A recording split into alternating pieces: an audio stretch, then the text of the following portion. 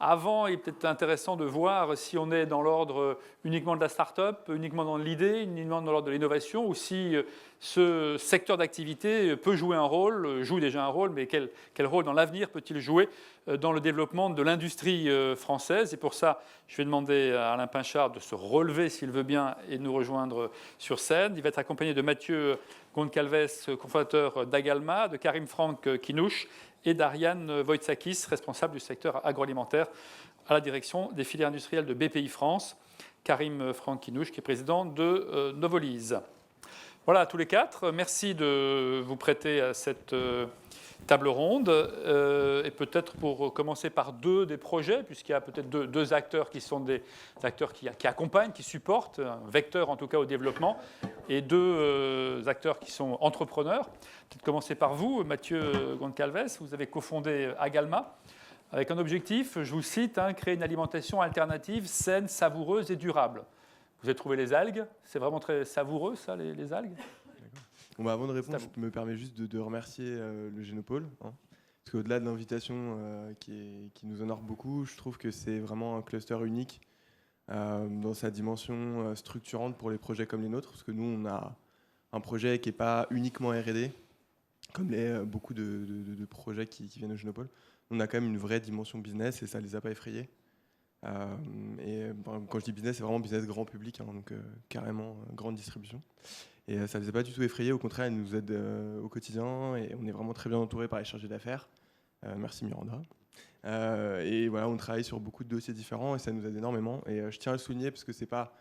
Il y a beaucoup de choses qui se passent autour des startups en France, on le sait. Et le Génopôle, de par son ancienneté et sa connaissance du tissu, vraiment nous aide, je trouve, avec un vrai accompagnement de qualité. On a bien compris, je pense que c'est obligatoire. Voilà. Maintenant, le sujet de notre société, donc voilà, on s'appelle Algama. Nous développons des produits agroalimentaires à base de microalgues. Donc l'idée, c'est assez simple, c'est de dire que sur les 50 dernières années, on a dédié un petit peu la recherche et les différentes choses à nourrir en fait l'explosion démographique, sans trop regarder les conséquences, on va dire, environnementales, mais aussi des conséquences humaines, puisque maintenant on sait que les pesticides, ça peut engendrer de mauvaises choses pour l'organisme, etc. Et donc nous, on est dans une approche qui est de regarder le futur et de développer et d'utiliser de nouvelles ressources qui, demain, permettront de nourrir tout le monde. Vous donc, avez pour répondre à votre question, les algues, c'est connu depuis longtemps, mais le problème, c'est que ça ne correspond absolument pas aux standards organoleptiques des gens, et notamment des Occidentaux. Donc tout notre métier en fait à nous, c'est de sélectionner les algues qui sont nutritionnellement le plus intéressants, qui ont un impact environnemental faible évidemment, mais l'idée c'est vraiment de les travailler afin de créer des produits savoureux pour que le goût puisse vraiment plaire au plus grand nombre. Ok, vous avez levé il y a très peu de temps, quelques mois, 3,5 millions d'euros. Pourquoi est-ce que vous levez, vous, cette somme-là, alors qu'il y a quand même maintenant un nombre important d'acteurs, enfin important, ils sont nombreux, vous n'êtes pas seul sur ce domaine des algues. Pourquoi vous levez, vous, quelle est votre force, votre projet et la crédibilité qui est la vôtre? Alors même que je pense que vos produits ne sont pas encore disponibles dans le réseau de distribution. Pour parler des investisseurs qui se sont intéressés à notre projet, en fait, ce qui les a séduits, c'est notre double approche. C'est-à-dire qu'on a une vraie approche R&D où on essaye de développer un vrai savoir-faire. Donc on essaie de trouver de nouvelles souches, on essaie de regarder comment elles s'intègrent dans les matrices alimentaires, parce qu'il faut savoir que c'est assez compliqué d'utiliser des microalgues dans l'agroalimentaire, sachant que les microalgues, c'est très facilement stressé par la chaleur, par les pH bas, etc. Et il faut savoir que dans tous les process agroalimentaires, pour limiter le développement microbien, ce sont les principaux leviers, c'est chauffer, donc la pasteurisation, etc. C'est baisser le pH, etc. Donc on a une vraie dimension R&D, mais on a aussi et surtout une vraie dimension marketing, business, qui est de formuler des produits à base de microalgues et essayer vraiment de démocratiser son usage, faire connaître les microalgues au grand public, parce que nous, notre objectif, c'est pas de faire un coup avec un produit, mais c'est vraiment de transformer l'alimentation du quotidien petit à petit, amener le consommateur vers des ressources plus durables, meilleures pour la santé, etc. Donc nous, on a une vraie double approche que je pense peu d'acteurs sur les microalgues ont aujourd'hui. La plupart sont ou sur la production ou sur la formulation de produits sans trop maîtriser l'amont. Nous, on essaie vraiment de regarder la chaîne de valeur dans son ensemble et d'intervenir là où la valeur est présente. Combien d'emplois aujourd'hui? Et à 5 ans, ou 10 ans, c'est un peu loin peut-être, mais à 5 ans, vous voyez comment dans votre business plan? Donc nous, on a commencé il y a 3 ans, on était 3. Aujourd'hui, on a à peu près une vingtaine de personnes. Et dans, quoi, vous m'avez dit 5 ans? Oui, c'est ça, enfin une échelle de temps moyen terme, quoi. Enfin, très long terme, C'est peut-être assez pour vous, compliqué je sais de pas, dire, mais on espère vraiment croître encore beaucoup dans les prochaines années. Ouais. D'accord. À côté de vous, Karim Franck Kinouche. Bonjour, vous dirigez Novolise, qui développe des germes prêts à l'emploi pour être des industriels de l'agroalimentaire. Peut-être nous expliquer un tout petit peu ce que vous faites, quelle est la nature de votre activité? Oui, bonjour. Alors, je tiens à remercier tout le monde. Non, Oui, je vais le faire mais vous rapidement. avez raison. En particulier l'équipe de Génopole. Merci pour l'invitation. Merci Miranda pour ton accompagnement sans faille depuis plus de 2 ans, parce qu'on était lauréat il y a 2 ans de ce concours. Oui. Et donc, effectivement, on avait promis qu'on développerait des germes modèles, qui sont des bactéries non pathogènes qui se comportent comme des pathogènes. Et aujourd'hui, alors, j'ai le produit, voilà. Donc, je vais faire un peu de promo. Donc, c'est la gamme Suronov. Vous ne la trouverez pas en supermarché, parce que c'est du B2B. Mais ce sont donc des bactéries qui ont été sélectionnées, qui ont été ensuite cultivées dans des conditions industrielles et avec un standard de qualité alimentaire, parce qu'elles se comportent de la même manière que les pathogènes, comme les salmonelles en particulier, que l'on cherche à détruire lors des process alimentaires. Donc tout à l'heure, tu parlais des process alimentaires où on cherche à chauffer, on cherche à détruire les microbes avec des pasteurisations, de la cuisson. On doit effectivement s'assurer, lorsqu'on produit quelque chose, que ce soit industriellement ou même chez soi, qu'on a détruit ces germes pathogènes, et en particulier les salmonelles. Pour s'assurer de les avoir bien détruits, la solution que nous on propose, c'est d'utiliser des modèles qui se comportent de manière très similaire à ces fameuses salmonelles, de les introduire dans le procédé et de regarder comment est-ce qu'elles sont détruites lors du traitement. Donc c'est assez empirique, ça paraît assez simple. Maintenant, on a été les premiers au monde à proposer, enfin du moins à industrialiser cette approche, parce qu'elle était pratiquée depuis longtemps. Quels sont vos clients? Les multinationales. On travaille aujourd'hui avec 5 des plus grosses multinationales, 90% à l'export, et les laboratoires qui utilisent ces bactéries dans le cadre de prestations de services. D'accord. Et la dimension de votre société? Donc aujourd'hui, on est une quinzaine de personnes, une personne aux US, on recrute quelqu'un aux États-Unis encore pour continuer à développer l'activité. Et on a vocation à croître de manière modérée pendant 2 ans, le temps de vraiment faire les preuves de concept, et en particulier de lancer un service connecté de suivi des procédés industriels qui va fonctionner de pair avec la bactérie. Donc ça va être pour 2017. Et une fois la preuve de concept faite, là on va vraiment déployer, embaucher pas mal de monde. Et je ne peux pas vous donner de chiffres aujourd'hui parce que c'est difficile de le dire à 5 ans, mais il y aura du monde. D'accord. OK. Quel marché géographique? Le monde en fait. C'est-à-dire que notre approche depuis le début, ça a été d'être sur une approche complète, sur une approche vraiment mondiale. On est parti du principe que les acteurs et les problèmes étaient hyper globalisés et que si on voulait exister, on était obligé d'être leader de la niche sur laquelle on décidait de se lancer. Donc on peut imaginer que vous quittez la France prochainement, ou est-ce que l'enracinement dans ce pays est important pour vous? C'est un vieux sujet. C'est un vieux sujet. En fait, moi j'ai commencé ma carrière en Chine. Mes premiers clients étaient aux États-Unis, ils le sont encore aujourd'hui. Et nous sommes encore en France. On a vocation à rester ici, en particulier pour la R&D et pour la production, parce qu'on a un cadre qui est formidable pour ça, sans parler du cadre de vie évidemment, et puis de nos familles qui sont ici. Et c'est un endroit qui est à l'échelle internationale idéal pour opérer en même temps sur l'Amérique du Nord et sur l'Asie. Donc on a pas mal d'avantages si on veut vraiment faire de l'international. D'accord. À côté de vous, donc Ariane Wojtsakis, chez BPI France. Un point peut-être pour rebondir sur ce que vous avez dit tout à l'heure, Emmanuel, sur l'importance de cette activité naissante entre les biotech et puis l'alimentaire. Vous êtes vous aussi spécialisé sur ce secteur. Quel est pour vous, pour rebondir sur ce que vous avez dit, l'avenir, les projections possibles de ce secteur d'activité? Oui, et le rôle de la France là-dedans, enfin, puisqu'on est là aussi pour développer l'industrie, il parlait de ça dans cette table ronde. Oui, je suis ravie que vous vous intéressiez à l'alimentation et merci donc à Génopole de faire le lien entre biotechnologie et alimentation, mais je pense que c'est un lien naturel. Déjà, si on prend rien que l'étymologie, biotechnologie, c'est les technologies de la vie et l'alimentation est au centre de la vie.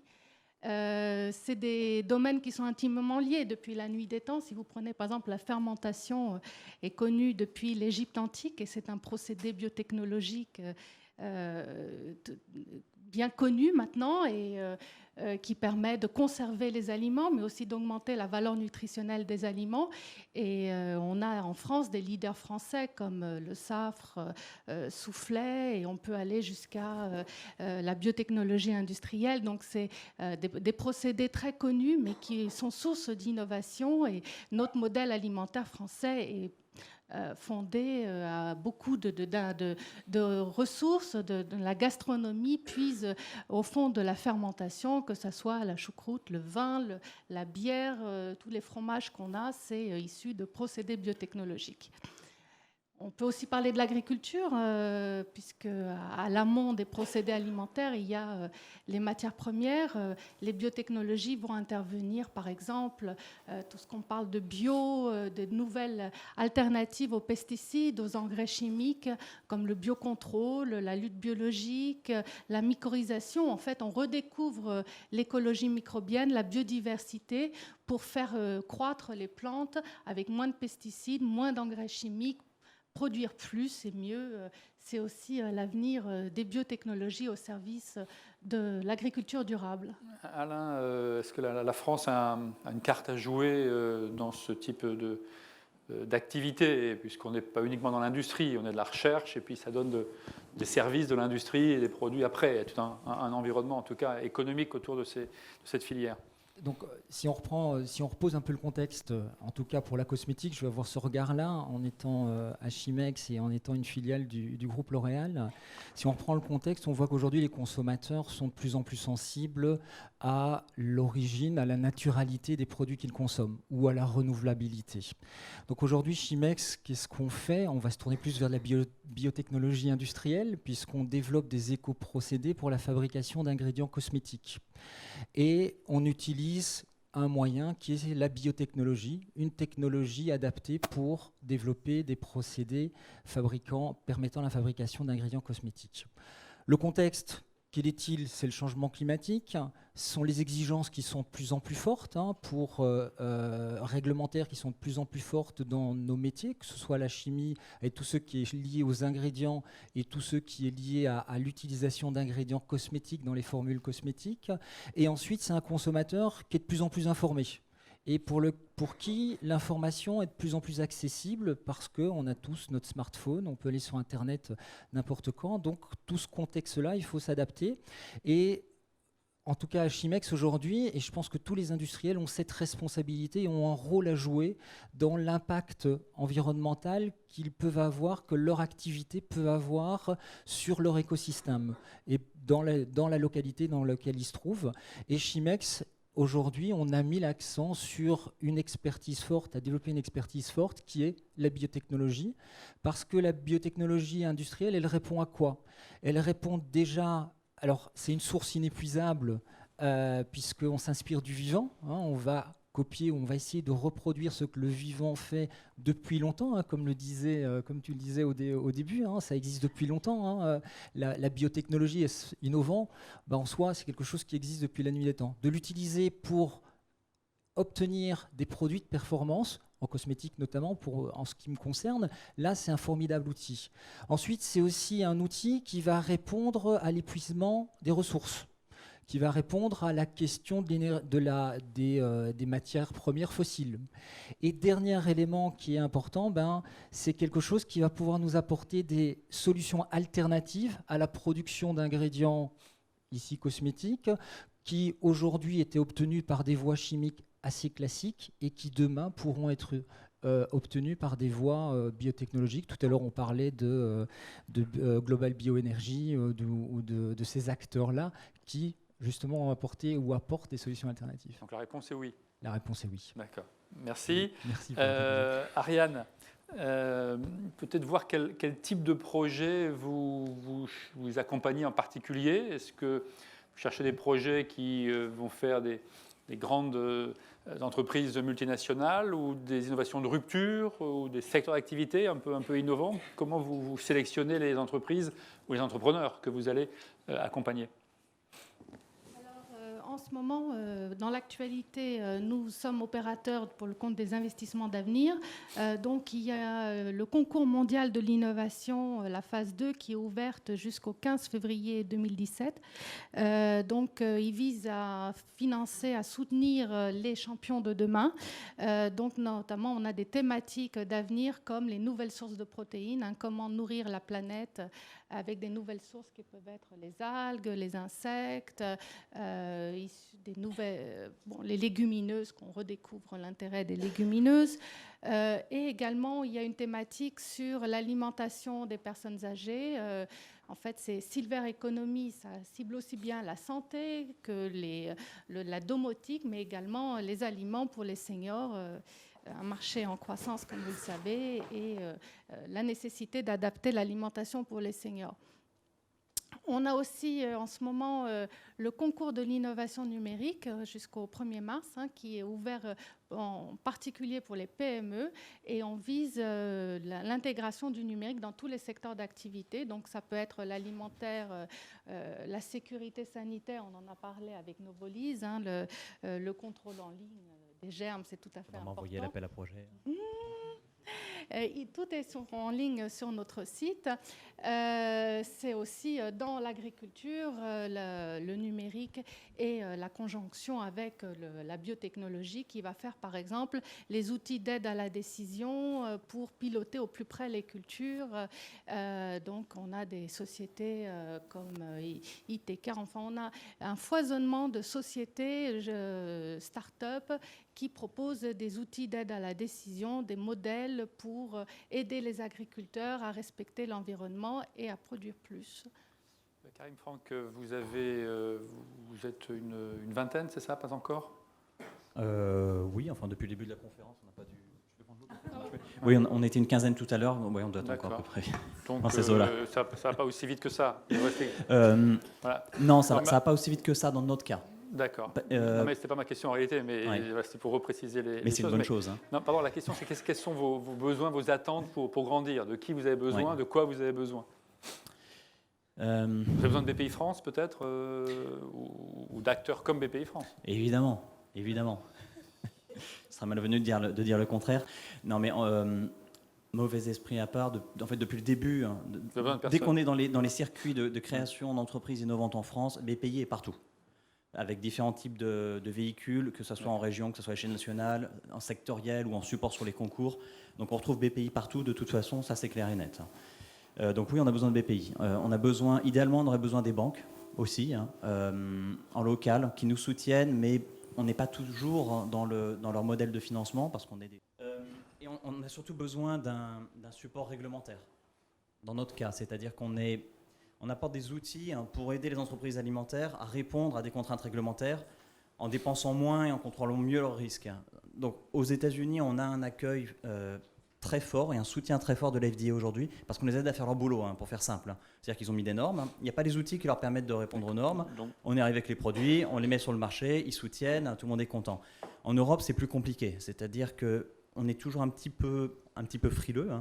En particulier en France, on se réfugie rapidement derrière le principe de précaution, et on a besoin vraiment du soutien réglementaire et de manière plus générale des pouvoirs publics. Si je peux me permettre, pour moi il y a aussi un élément, et on le voit dans le métier que fait Chimex par rapport aux personnes qui viennent nous voir, c'est la question de l'outil industriel. Et c'est la mise à disposition des montées en échelle et des premières mises à disposition de produits avec un regard industriel, puisqu'on sait aussi qu'il y a un besoin de CAPEX assez important pour pouvoir initier, quand on est dans les ingrédients cosmétiques ou le développement d'ingrédients cosmétiques par voie fermentée, par voie biotechnologique, il y a une marche à franchir sur la partie investissement. Voilà. Allez-y. Oui, non, ça c'est clair. C'est vrai que quand on est en biotech et qu'on a besoin de faire pousser des cellules dans des fermenteurs, on a besoin des outils pour faire ça, clairement. Donc ça paraît bête, mais personne ne nous financera le CAPEX pour le faire. Et il y a pas mal d'infrastructures, mais qui ne sont pas toujours très visibles. Donc Génopôle propose ce service-là, avec un fermenteur qui va bientôt arriver, n'est-ce pas? Non, mais voilà, c'est clairement le rôle de structures comme le Génopôle ou d'autres structures équivalentes. Et là-dessus, en France, on a la chance d'être bien accompagné. D'accord. Vous avez levé 3,5 millions. Est-ce qu'ailleurs, dans le monde, vous auriez pu lever plus? Ou est-ce que ça vous suffit aujourd'hui en termes dans votre plan de développement? Disons que nous, on a une vraie volonté, un petit peu comme Novolis, d'adresser le marché mondial assez rapidement. Nous, on se voit vraiment comme un modèle de start-up, c'est-à-dire qu'on doit avoir une croissance relativement rapide, même très rapide. On essaye vraiment de se positionner comme pionnier dans un premier temps. Une fois que le marché sera créé en tant que leader, en tout cas on l'espère, c'est notre objectif. Donc par rapport à ça, évidemment que la problématique de financement est extrêmement centrale. Surtout que lancer un produit, lancer une marque, c'est quelque chose d'extrêmement coûteux. Hein. Par exemple, Coca-Cola, sur leur première année de Coca-Cola Life, juste en France, ils ont dépensé plus de 50 millions d'euros juste en marketing.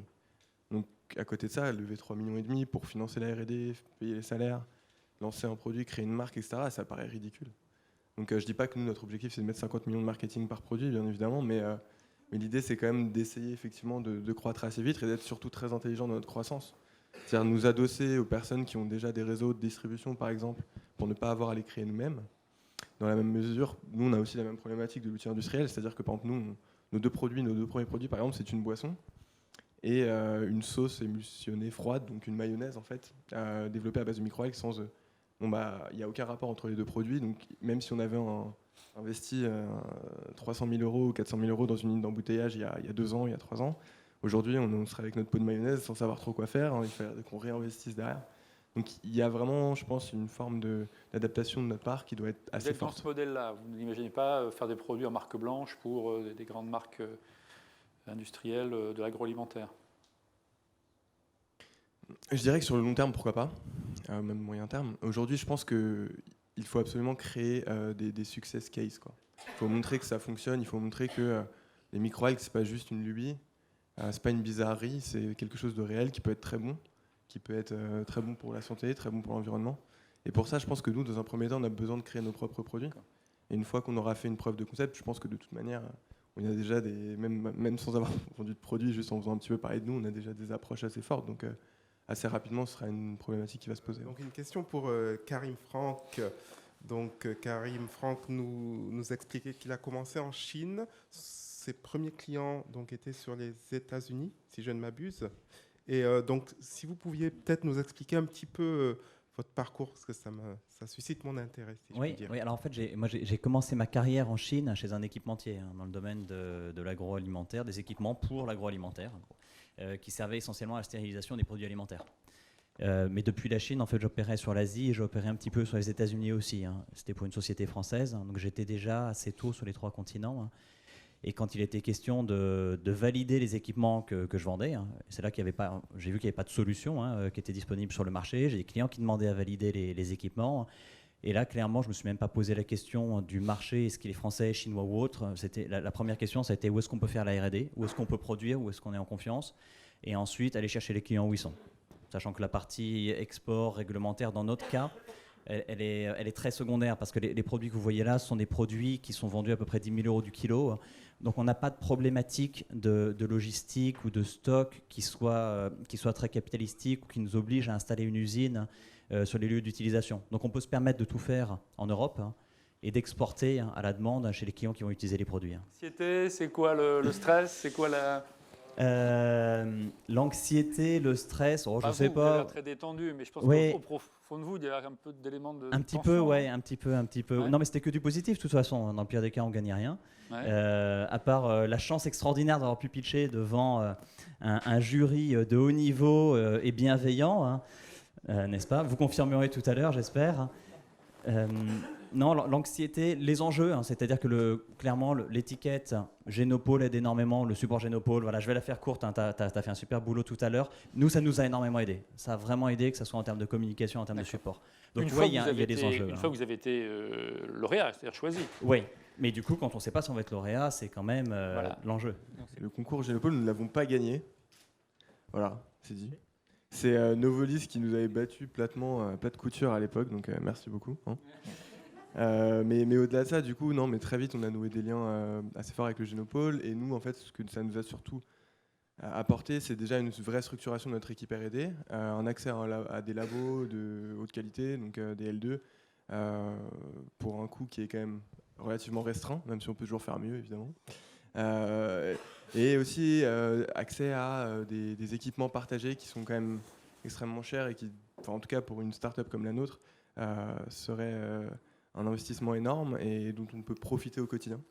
Donc c'est vraiment structurant pour nous. Et puis au-delà de ça, il y a aussi tout l'accompagnement assez personnalisé. Donc on pourrait chercher des financements sur la R&D, sur de la BPI, d'autres appels à projets au niveau européen, etc. Donc par rapport à ça, nous, c'est un accompagnement assez global qui nous a vraiment aidés, quoi, et qui continue d'ailleurs.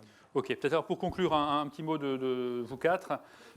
Si on se projette à 5 ans, c'est quoi la place de cette industrie, donc des biotechnologies dans le domaine de l'agroalimentaire en France? C'est quoi cette place? Et puis on peut rajouter la cosmétique pour faire plaisir à Alain Panchard quand même.